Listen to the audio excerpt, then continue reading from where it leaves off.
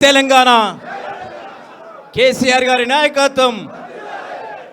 ఈరోజు వర్ధన్నపేట నియోజకవర్గం నుంచి పెద్ద ఎత్తున రమేష్ అన్న గారి ఆధ్వర్యంలో జాయిన్ అవ్వడానికి వచ్చిన మీ అందరికీ కూడా స్వాగతం సుస్వాగతం తెలియజేస్తూ, రేపు జరగబోయే మున్సిపల్ ఎలక్షన్లో ఈ ఉత్సాహంతో వర్ధన్నపేటలో 12 వార్డులకు 12 వార్డులు రమేష్ అన్న నాయకత్వంలో, దయాకర్ రావు గారి నాయకత్వంలో బ్రహ్మాండంగా గెలుచుకొని తీసుకొచ్చి మన కేటీఆర్ గారికి, హరీష్ అన్నకు బహుమతి ఇవ్వాలని మీ అందరినీ కోరుకుంటూ, నేను ఇంకా 2 సంవత్సరాలు స్థానిక సంస్థల ఎమ్మెల్సీగా ఉంటా.